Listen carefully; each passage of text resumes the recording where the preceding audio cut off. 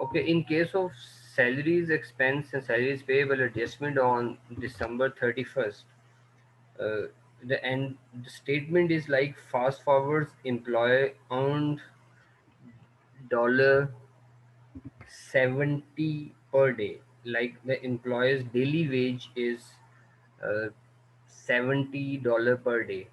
Now the criteria for paying that salaries is like the fast forward company usually pay the salary after 14 days. Like if the company is going to hire the employee on 26th of December, यहाँ पे अगर हम बात कर रहे हैं 26th of December को अगर कंपनी ने एक स्टाफ को हायर किया है, now the company usually pay the salary after 2 weeks, like 14 days or 2 weeks. So now you can understand the probably the company will pay the wage on 10 of January. लेकिन इस case के अंदर अगर हम देखें दिसंबर 6 से लेके दिसंबर 31st तक की जो सैलरीज एक्सपेंस जो है वो तो इसी मंथ में होगा, दिसंबर में ये पे ऑफ नहीं किया जाएगा, लेकिन still that is your expense. Company की सैलरीज इस दिसंबर के मंथ की बन जाएगी, but that portion of salary will be paid in the month of January. तो वो पोर्शन आपके पास कितना होगा यहाँ पे, लाइक 5 डेज सैलरी। तो 5 डेज सैलरी जो यहाँ पे कंपनी के पास होगी, तो 70 मल्टीप्लाइड बाय 5, यहाँ पे आपके पास नॉर्मली द कंपनी ने यहाँ पे हायर किया। अभी हम इसकी स्टेटमेंट पढ़ लेते हैं।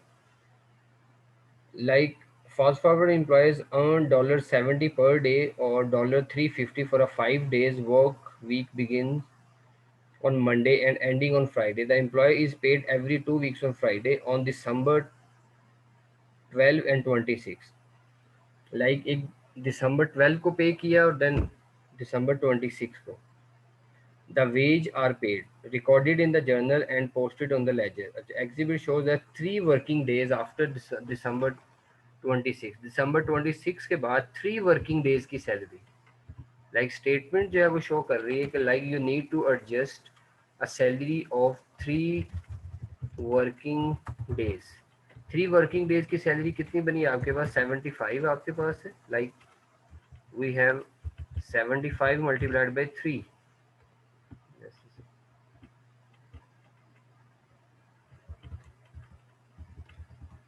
we have 75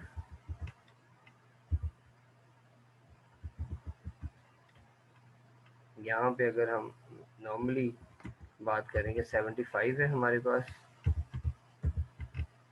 इसको मल्टीप्लाई हमने करना है 3 के साथ, that is 225, sorry that is 70,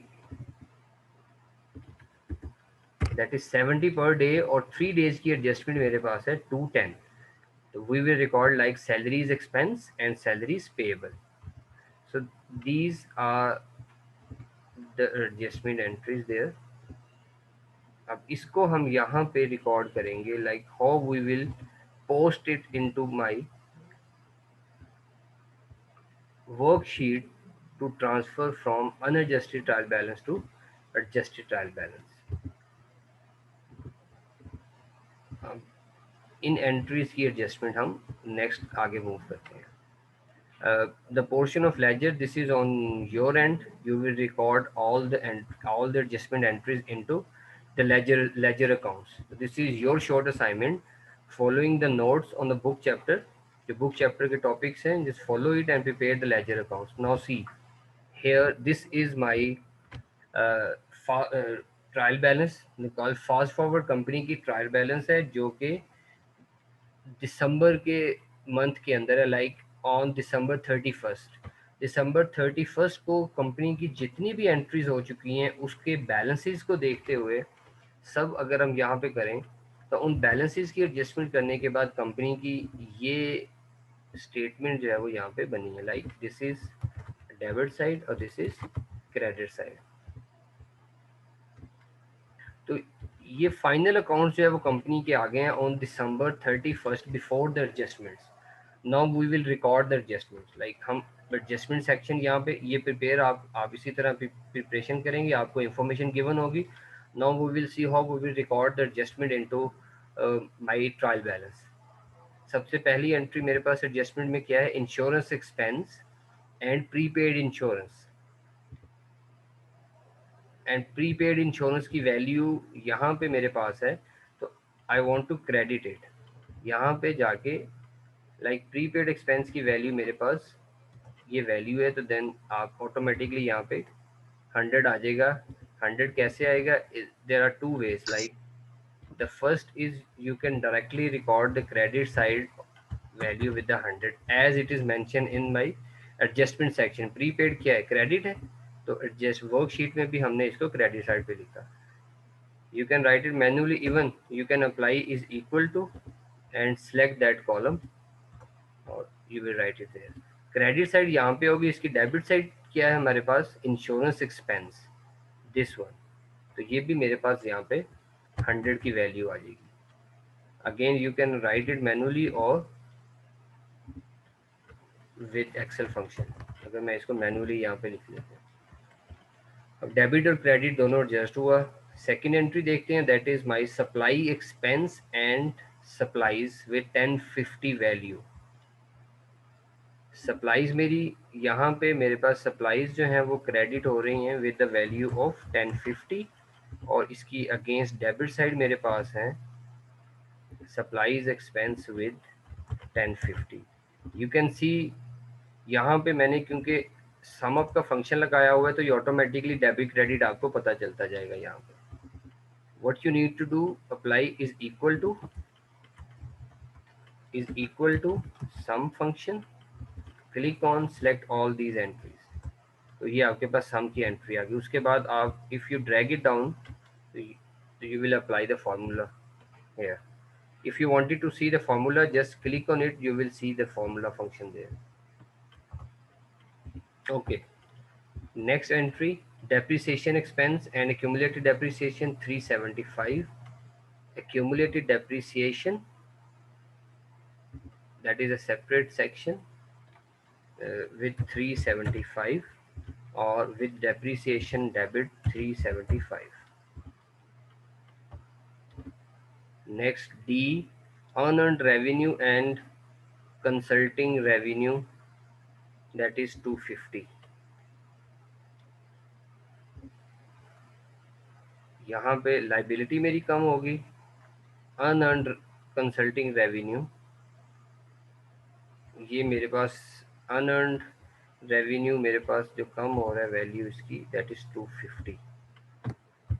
250, और यही मेरे पास कंसल्टिंग रेवेन्यू क्रेडिट होगा 250। Another way, account receivable and consulting revenue 1800, account receivable debit हो रहा है 1800 के साथ, और the same way consulting revenue यहाँ पे मेरे पास स्पेस है 1800 debit credit. You can see the balance as well. And last one, salaries expense and salaries payable 210. Salaries expense is always debited 210, or salaries payable, that is credited 210. You can see the balance as well. Balance 37, 85 का balance भी मेरे पास यहाँ पे साथ ही मेरे पास आ रहा है। और ये बैलेंसेस है जो मैं प्रीवियस फंक्शन से कैरी फॉरवर्ड हुए। On December 31st I have performed some adjustment, now I will see the balance side as well. Debit यहाँ पे मेरे पास सेम फॉरवर्ड हो जाएगी अमाउंट। अकाउंट रिसीवेबल आप देख सकते हैं डेबिट साइड के ऊपर मेरे पास नॉर्मली जो इसका फंक्शन ये है, you can apply the formula, sum formula there, और ये जो डेबिट साइड आपके पास है, दोनों की डेबिट साइड्स ये हमेशा ऐड होगी। If there is any value that will automatically edited. तो ये मेरे पास डेबिट साइड आ गई। Now supplies, you can see there supply side is always a debit balance. अब यहाँ पे मेरे पास वैल्यू आ रही है like this debit minus this credit, bracket close, इस 8670 जो मैंने आपको लास्ट टाइम बताया था कि जो मेरे पास रिमेनिंग बैलेंस आएगा। सेम वे यहाँ पे भी मेरे पास प्रीपेड इंश्योरेंस है. अब the formula is same. What I will do, I will just drag it down. मेरे पास यहाँ पे आप देख सकते हैं प्रीपेड इंश्योरेंस 24 थी, उसमें से 100 माइनस हुआ, बाकी मेरे पास 2300 रहा. और that equipment as it is आ जाएगा. एक्यूमुलेटेड डेप्रिसिएशन जो मेरे पास है, if there is any previous balance there, I will add it. If there is zero, it's automatically. ये मेरे पास 750 का बैलेंस यहाँ पे आ गया. Account payable, no change. You will write it there. Salaries payable, again, if there is zero, it will show no effect. Simply what you need to do, you need to carry forward the remaining balances. अब यहाँ पे आपके पास unearned revenue जो advance आपने लिया हुआ that is 300, इसमें से आप माइनस कर दें 250, that is your remaining balance.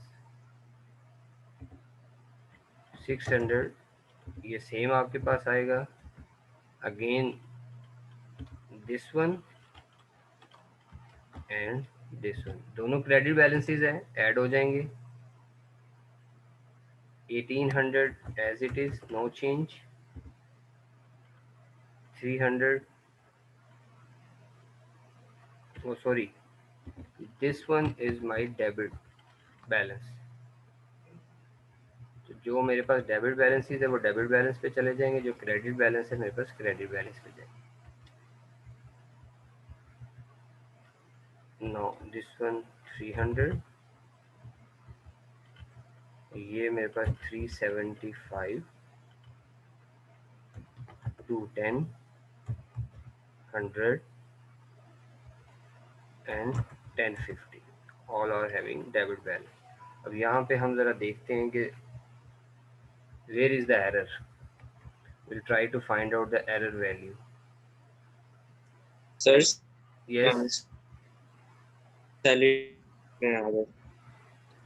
10x लिख दिया के 40 से वो हो रहा है. I can't hear you properly. There is a distortion. expenses salary में है आपका. ओके, ये हमने सब बैलेंसेस जो है वो अपने कैरी फॉरवर्ड किए, और after carry forwarding the all the balances, now you can see that this is my adjusted trial balance. So after the adjusted trial balance, my next step would be to develop income statement and balance sheet. So this is your task. यहाँ पे अगर हम बात करें, so the later on you will prepare the income statement and balance sheet.